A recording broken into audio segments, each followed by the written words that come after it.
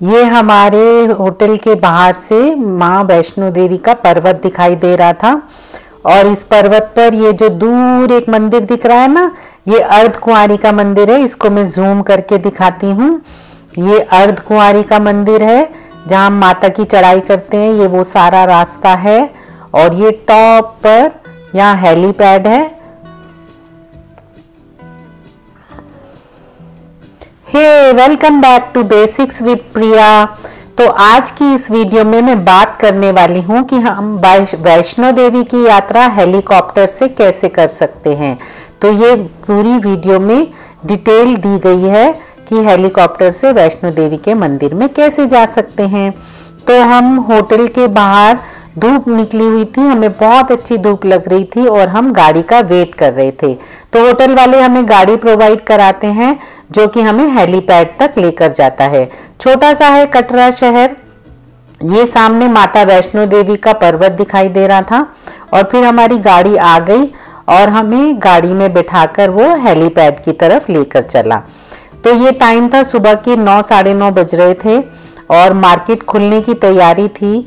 ये कटरा मार्केट है। कटरा जो वैष्णो देवी माता का बेस शहर है जहाँ से हम चढ़ाई शुरू करते हैं। तो हमें आज ये यात्रा अपनी हेलीकॉप्टर से पूरी करनी थी, तो हम हेलीपैड की तरफ जा रहे थे। तो हमें रास्ते में गाड़ी में जो ड्राइवर भैया थे उन्होंने बोला कि मैं तुम्हें एक प्रसाद की दुकान पे छोड़ दूंगा जहाँ पर माँ वैष्णो देवी के लिए बहुत अच्छी अच्छी ड्रेसेस मिलती हैं। तो हमें एक दुकान पर उन्होंने छोड़ दिया और यहाँ पर माँ वैष्णो देवी के लिए ड्रेसेस मिल रही थी। आप सब जानते हैं कि वैष्णो देवी में माता की 3 पिंडी स्वरूप होती हैं, माँ लक्ष्मी, माँ सरस्वती और माँ काली। तो ये उनकी एक ड्रेस होती है। तो ये दुकानदार भैया हमें समझा रहे थे कि अगर आप ड्रेस लेकर जाते हैं तो ऐसे माता की पिंडी में छुआकर आपको एक चुन्नी वापस देने के लिए, ले जाने के लिए दे दी जाती है।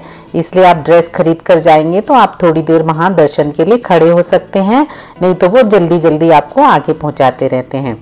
उसके बाद हम लोग पहुँच गए हैं हेलीपैड टर्मिनल कटरा। यहाँ पर बहुत भीड़ थी और बहुत अच्छा इंतज़ाम भी था। जैसे कि पहले माँ वैष्णो देवी की यात्रा हम पैदल करते थे तो वो अराउंड 13 किलोमीटर की चढ़ाई होती है। आजकल हेलीपैड पे जाके आप हेलीकॉप्टर से कर सकते हैं। उसके बाद आपको हेलीकॉप्टर सांझी छत पर उतार देता है और सांझी छत के बाद आपको 3.5 किलोमीटर का रास्ता पैदल तय करना होता है, जो कि थोड़ा उतराई वाला है, उतरने वाला है। तो यहाँ पर पूरा अच्छे से टिकट वेरिफिकेशन हो रहा था। टिकट वगैरह हमने ली, पहले से बुकिंग करानी पड़ती है, तो हम लोग बुक करा कर गए थे और वहाँ जाने के बाद हमने अपनी टिकट्स रिसीव करी। यहाँ पर पर्सन 1800 रुपये की टिकट होती है जो कि एक तरफ की होती है। अगर आपको दोनों तरफ की लेनी है तो 3600 रुपये एक जने की टिकट होती है हेलीकॉप्टर की, जिससे कि आपकी काफ़ी चढ़ाई बच जाती है। आपको सिर्फ 3.5 किलोमीटर पैदल चलना होता है। यहाँ बीच बीच में हर 2 मिनट के बाद एक हेलीकॉप्टर आ रहा था ऊपर से। और यहाँ पर बहुत अच्छा इंतज़ाम था, लाइनें लगी हुई थी और बोर्डिंग पास काउंटर था। आपको जाके वहाँ एक एक जने को अपना वेट चेक करना होता है, तो वो वेट के अकॉर्डिंग आपको हेलीकॉप्टर में बिठाते हैं। और यहाँ पर हिमालयन हेली सर्विस के सारे रूल्स एंड रेगुलेशंस लिखे हुए थे कि आपको क्या करना है, क्या नहीं करना है, कैसे क्या है। और उसके बाद फिर एक एक जना जाकर वेइंग मशीन पर अपना वेट चेक कर रहा था। तो जैसे किसी का ज़्यादा वेट है तो वो उस ट्रिप में कम लोगों को भेज रहे थे।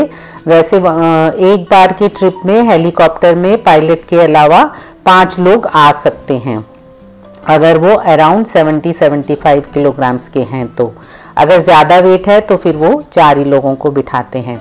और ये एक टैग दिया गया था जो कि आपको अपने हैंड बैग में लगा देना था। तो पूरा एयरपोर्ट के जैसे आपका पूरा चेकिंग चल रहा था।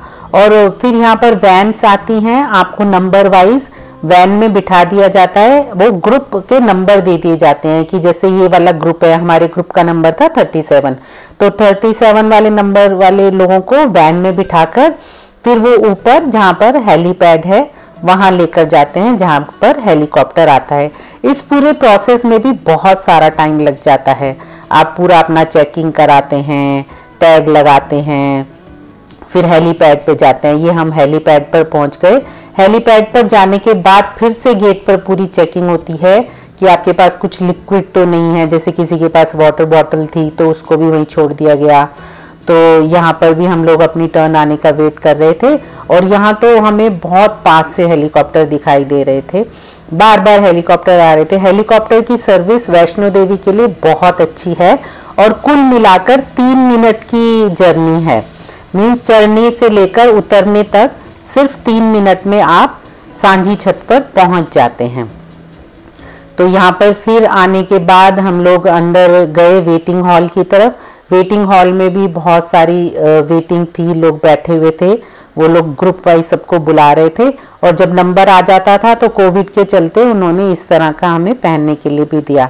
और फिर जब हमारा नंबर आ गया हम ऊपर गए। ऊपर बिल्कुल भी मोबाइल अलाउड नहीं था। हमने दूर से एक पिक्चर ली अपने हेलीकॉप्टर की और उसके बाद 3 मिनट के बाद हम पहुंच भी गए। तो हमारा हेलीकॉप्टर लैंड हो गया और उसके बाद फिर हमें यहाँ पर जगह जगह लिखा हुआ था कि फोटोग्राफी सख्त मना है, तो इसलिए मैं ज़्यादा वीडियो नहीं बना पाई। उसके बाद हमने उतरना स्टार्ट किया। ये हमारा टाइम हो गया था अराउंड 12 बज गए थे, जबकि हम होटल से चले थे 9 साढ़े 9। और ये सारा प्रोसीजर करते करते, जबकि फ्लाइट सिर्फ हमारी 3 मिनट की थी, उसके बावजूद हमें 12 बज गए थे। और 12 बजे हमने चलना शुरू किया। यहाँ पर बहुत सारे घोड़े वाले थे जो कि पूछ रहे थे कि घोड़े से चलना है, क्योंकि वो लोग सोचते हैं जो हेलीकॉप्टर से आया है वो आगे इतना 3 किलोमीटर भी नहीं चल पाएगा। तो बहुत से लोग ऐसे होते हैं जो नहीं चल पाते हैं, लेकिन हमें लगा ये तो उतरने का ही है, तो उतरने वाले रास्ते पे तो हम क्यों ना पैदल ही चलें, थोड़ा पैदल भी चलना अच्छा रहता है और वापसी में हम लोग घोड़ा ले लेंगे। तो ऐसे करते करते हम जा रहे थे और ये माँ वैष्णो देवी का रास्ता आप लोगों भी मेरे साथ मजा लीजिए। इतनी अच्छी वाइब्स, इतना अच्छा माहौल और इतना अच्छा लग रहा था। पूरा मौसम भी बहुत अच्छा था, ना ज़्यादा सर्दी थी ना ज़्यादा गर्मी थी। गर्मी तो बिल्कुल थी ही नहीं, हम लोग मिड नवंबर में गए थे और बहुत अच्छा मौसम था। सर्दी भी नहीं लग रही थी हमको, क्योंकि चलने में तो शरीर में गर्मी आ जाती है। तो ऐसे चलते चलते चलते हमको 3.5 किलोमीटर का पैदल रास्ता तय करना था। तो हम लोग गाना गाते हुए, माता के भजन गाते हुए और दूर से हमें ये माता के भवन के दर्शन हो गए। और बीच बीच में स्टेयर्स भी थी, आप चाहें तो बीच में स्टेयर्स से भी जा सकते हैं, लेकिन रास्ता तो बहुत बच जाता है स्टेयर्स से जाने में, लेकिन पाँव दुखते हैं। ये हमें बीच में रोपवे दिखाई दिया। ये माता के भवन के ऊपर जो भैरव देवता का मंदिर है वहाँ के लिए रोपवे चल गया है। रोपवे से चले जाते हैं तो 10 मिनट में भी नहीं लगते हैं भैरव देवता के दर्शन के लिए, लेकिन इसमें बहुत भीड़ थी और एक बार में ही 50 लोग इसमें आ जाते हैं। तो धीरे धीरे हम भवन की तरफ पहुंचते जा रहे हैं और यहाँ पर हमें दोनों तरफ पूजा के सामान और प्रसाद के सामान, चुनरियाँ प्यारी प्यारी, प्यारे प्यारे प्रसाद के थैले, वो सब दुकान देखने को मिली। बहुत ही अच्छा माहौल था। सब लोग जय माता की नारे गूंज रहे थे और एकदम से ऐसे लगता है जैसे आपकी सुबह की चली हुई मेहनत सफल हो गई है और आप बस माता के भवन में पहुंचने ही वाले हैं। और वहाँ सबको अपना प्रसाद छुपा के रखना पड़ता है, क्योंकि जगह जगह बंदर होते हैं। ये लंगूर एक बैठे हुए थे सामने और ये देख रहे थे, ताक में थे कि मुझे किसी का प्रसाद का थैला मिले और मैं उसके ऊपर झपट्टा मारूं। उसके बाद फिर हम थोड़ा आगे चले। यहाँ जगह जगह लिखा होता है बहुत अच्छे से कि ये भवन का रास्ता है, ये भैरव देवता का रास्ता है। यहाँ पर एक इधर से स्टेयर्स का रास्ता है, 205 स्टेयर्स से सीधा भवन, और ये नॉर्मल रास्ता है। तो हम कुछ रास्ता पैदल पैदल चलते हुए, कुछ सीढ़ियों से उतरते हुए आखिरकार माता के भवन की तरफ पहुंचने ही वाले हैं। बीच में हमने फोटो सेशन भी किया और मज़े से गीत गाए माता के। और उसके बाद यहाँ पर एक खुला सा एरिया आता है। बहुत पहले यहाँ पर टी सीरीज़ का एक लंगर लगाया जाता था, वो हम पुरानी बातें याद करते हुए चलते हुए जा रहे थे। ये है मेन भवन सारे रेजिडेंशियल और अभी भी बहुत ज़्यादा काम चल रहा है। और ये सब लिखा है कालिका भवन, न्यू कालिका भवन, श्रीधर भवन। रेजिडेंशियल मतलब रुकने के भी हैं, धर्मशालाएं भी हैं यहाँ पर। जो भवन पर रुकते हैं उनके लिए कमरे हैं।